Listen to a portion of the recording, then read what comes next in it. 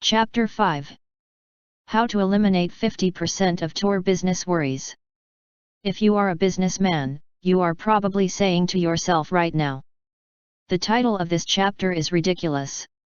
I have been running my business for 19 years. And I certainly know the answers if anybody does. The idea of anybody trying to tell me how I can eliminate 50% of my business worries, it's absurd. Fair enough, I would have felt exactly the same way myself a few years ago if I had seen this title on a chapter.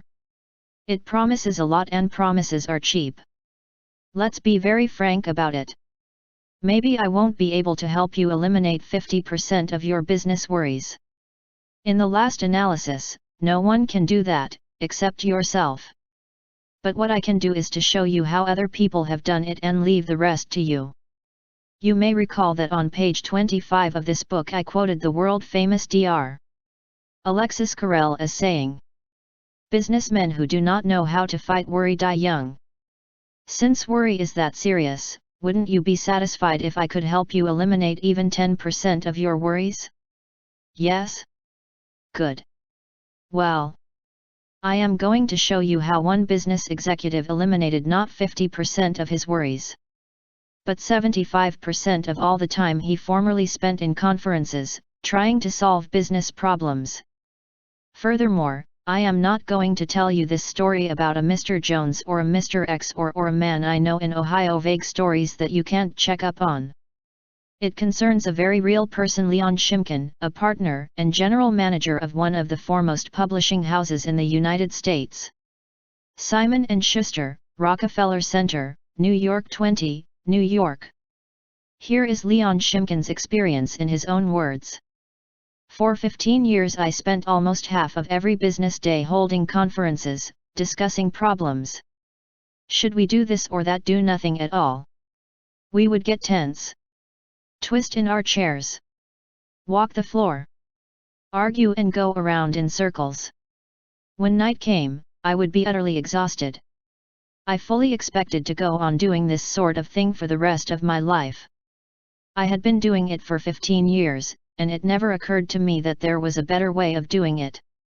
If anyone had told me that I could eliminate 3/4 of all the time I spent in those worried conferences, and 3/4 of my nervous strain, I would have thought he was a wild-eyed, slap-happy, armchair optimist. Yet I devised a plan that did just that. I have been using this plan for 8 years. It has performed wonders for my efficiency, my health, and my happiness. It sounds like magic, but like all magic tricks, it is extremely simple when you see how it is done. Here is the secret. First, I immediately stopped the procedure I had been using in my conferences for 15 years, a procedure that began with my troubled associates reciting all the details of what had gone wrong, and ending up by asking, "What shall we do?"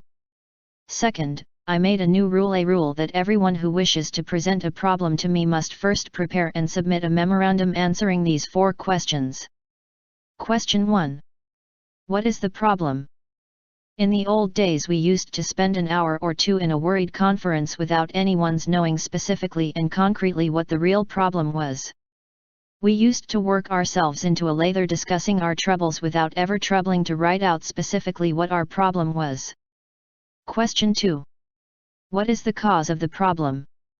As I look back over my career, I am appalled at the wasted hours I have spent in worried conferences without ever trying to find out clearly the conditions which lay at the root of the problem.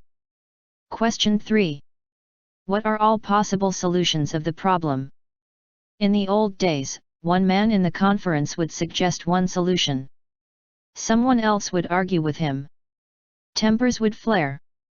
We would often get clear off the subject, and at the end of the conference no one would have written down all the various things we could do to attack the problem. Question 4. What solution do you suggest? I used to go into a conference with a man who had spent hours worrying about a situation and going around in circles without ever once thinking through all possible solutions and then writing down, "This is the solution I recommend." My associates rarely come to me now with their problems. Why? Because they have discovered that in order to answer these 4 questions they have to get all the facts and think their problems through. And after they have done that they find. In 3/4 of the cases, they don't have to consult me at all, because the proper solution has popped out like a piece of bread popping out from an electric toaster. Even in those cases where consultation is necessary, the discussion takes about 1/3 the time formerly required, because it proceeds along an orderly, logical path to a reasoned conclusion.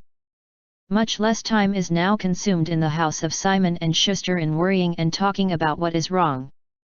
And a lot more action is obtained toward making those things right. My friend, Frank Betger, one of the top insurance men in America, tells me he not only reduced his business worries, but nearly doubled his income, by a similar method. Years ago, says Frank Betger, when I first started to sell insurance, I was filled with a boundless enthusiasm and love for my work. Then something happened. I became so discouraged that I despised my work and thought of giving it up. I think I would have quit if I hadn't got the idea, one Saturday morning, of sitting down and trying to get at the root of my worries. 1. I asked myself first. Just what is the problem? The problem was that I was not getting high enough returns for the staggering amount of calls I was making. I seemed to do pretty well at selling a prospect, until the moment came for closing a sale. Then the customer would say, "Well, I'll think it over, Mr. Betger. Come and see me again." It was the time I wasted on these follow-up calls that was causing my depression. 2. I asked myself, what are the possible solutions? But to get the answer to that one, I had to study the facts. I got out my record book for the last 12 months and studied the figures. I made an astounding discovery. Right there in black and white, I discovered that 70% of my sales had been closed on the very first interview. 23% of my sales had been closed on the second interview. And only 7% of my sales had been closed on those third, fourth, fifth, etc. interviews, which were running me ragged and taking up my time. In other words, I was wasting fully 1/2 of my working day on a part of my business which was responsible for only 7% of my sales. 3. What is the answer? The answer was obvious. I immediately cut out all visits beyond the second interview, and spent the extra time building up new prospects. The results were unbelievable. In a very short time, I had almost doubled the cash value of every visit I made from a call. As I said, Frank Betger is now one of the best-known life insurance salesmen in America. He is with Fidelity Mutual of Philadelphia, and writes $1 million worth of policies a year. But he was on the point of giving up. He was on the point of admitting failure until analyzing the problem gave him a boost on the road to success. Can you apply these questions to your business problems? To repeat my challenge, they can reduce your worries by 50%. Here they are again. 1. What is the problem? 2. What is the cause of the problem? 3. What are all possible solutions to the problem? 4. What solution do you suggest? Part 2 in a nutshell. Rule 1. Get the facts. Remember that Dean Hawkes of Columbia University said that half the worry in the world is caused by people trying to make decisions before they have sufficient knowledge on which to base a decision. Rule 2. After carefully weighing all the facts, come to a decision. Rule 3. Once a decision is carefully reached, act. Get busy carrying out your decision and dismiss all anxiety about the outcome. Rule 4. When you, or any of your associates are tempted to worry about a problem, write out and answer the following questions. A. What is the problem? B. What is the cause of the problem? C. What are all possible solutions? D. What is the best solution? 9 suggestions on how to get the most out of this book. 1. If you wish to get the most out of this book, there is one indispensable requirement, one essential infinitely more important than any rules or technique. Unless you have this one fundamental requisite, 1,000 rules on how to study will avail little. And if you do have this cardinal endowment, then you can achieve wonders without reading any suggestions for getting the most out of a book. What is this magic requirement?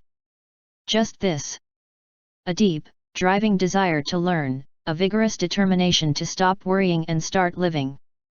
How can you develop such an urge? By constantly reminding yourself of how important these principles are to you. Picture to yourself how their mastery will aid you in living a richer, happier life. Say to yourself over and over: my peace of mind, my happiness, my health, and perhaps even my income will, in the long run, depend largely on applying the old, obvious, and eternal truths taught in this book. 2. Read each chapter rapidly at first to get a bird's-eye view of it. You will probably be tempted then to rush on to the next one. But don't.